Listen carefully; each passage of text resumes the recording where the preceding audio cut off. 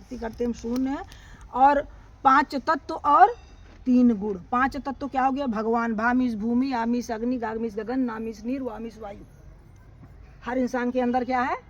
भगवान है। 5 तत्व है ना। और 3 गुण। 3 गुण कौन से हो गए? सतोगुण, रजोगुण और तमोगुण। तीनों गुणों से सतोगुण क्या हुआ? जो सत्य से रिलेटेड है। जो सतयुग में लोग अच्छी अच्छी चीज़ें करते थे, सात्विक खाते थे, उनके अंदर सात्विक बातें आती थी। सतगुण अच्छी सच बोलते थे, झूठ नहीं बोलते थे। रजोगुण मीन्स राजसी ठाठ वाले। तमोगुण तामसिक भोजन, लहसुन प्याज मांस मदिरा का ऐसे स्वभाव वाले लोग। तो ये इनसे होता है रिलेटेड। इसलिए जब तीनों की संख्या जुड़ती है तो 108 की माला। जितने संत महात्मा ऋषि थे सबके आगे 1008 108 लगता है ना। संत श्री श्री 108, संत श्री श्री 1008 बोला जाता है ना। ये 108 की महिमा है। हमारे नक्षत्र, राशिफल सब इसी से जुड़े हुए हैं और इनसे हम अलग नहीं रह सकते हैं और इसके बिना होता ही नहीं। इसलिए 108 की बहुत बड़ी महिमा बताई गई है। हमें 108 का माला इसलिए कहते हैं कि एक बार कम से कम हमें करते रहना चाहिए। और जो महादेव का त्रिशूल है वो हमारी 3 पीड़ाओं को हरता है।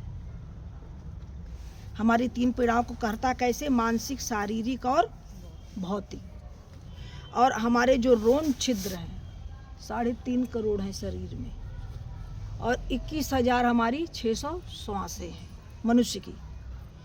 और इसीलिए कहते हैं कि रोम रोम में हमें परमात्मा को भज लो। जब मनुष्य का स्वभाव कैसे है? जब इच्छाएं पूरी नहीं होती हैं तो क्रोध बढ़ता है, इच्छाएं पूरी हो जाती हैं तो लोभ बढ़ता है कि मेरा हो गया तो चलो और कर लेते हैं। लालच आता है ना।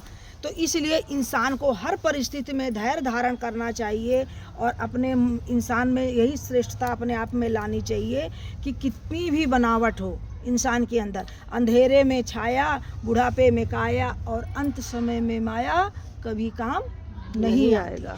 इसलिए कहते हैं शिव चर्चा में जब हम जाते हैं तो हमारा जीवन कैसे है? 4 प्रकार का। इसको पहले मैंने बहुत पहले ही बताया था, आज फिर चलो नई जगह इसलिए बता रही हूँ। इसको ब्रह्मचर्य, गृहस्थ, वानप्रस्थ और संन्यास 3 आते हैं। हम ब्रह्मचर्य में तो हम कर नहीं सकते भाई, हम गृहस्थ में इसको छोड़ देते हैं। वानप्रस्थ की भी भक्ति हम नहीं कर सकते, संन्यास की भी हम नहीं कर सकते। तो हम क्या हैं? गृहस्थ में हैं। हम गृहस्थ को ले लेते हैं। ठीक है। गृहस्थ में अब आप गणना कीजिए मनुष्य का जीवन कितने वर्ष का है? पहले 100 वर्ष का होता था, अब तो शायद 100 का भी नहीं होता। जब बचपन में बच्चा थोड़ा सा बड़ा हुआ तो उसका बचपन आया, बचपन से जब थोड़ा और बड़ा हुआ तो पढ़ाई लिखाई में बिजी हो गया, फिर उसके बाद शादी ब्याह में बिजी हो गया। फिर जब उसका शादी ब्याह हो गया तो उसके बच्चे आ गए। तो जब उसकी 50 साल की अवस्था होती है तो इतना बिजी रहता है। 50 वर्ष के बाद इंसान की आयु कैसे होती है? 60, 61, 62 में कैसे आता है? 60, 61, 62, 63, 67 आ रहा है ना। इसका मतलब है बच्चे क्या कहते हैं? मम्मी पापा सठिया गए हैं, यही बोला जाता है ना। अब जब 70 की आयु पे आओगे, 70, 71, 72, 73, तो महादेव कहते हैं परमात्मा का नाम लेकर के आप तर जाइए। जब 80 की उम्र आएगी तो क्या करोगे? अभी ठंडी आ रही ना, ये दर्द हो रहा है, ये दर्द हो रहा है, ये सी करते हैं ना, हम सी करते रह जाएंगे। इसलिए परमात्मा को भजने के लिए कोई उम्र नहीं है। जवानी में ही आप भज लीजिए, क्योंकि 51, 52 और सब में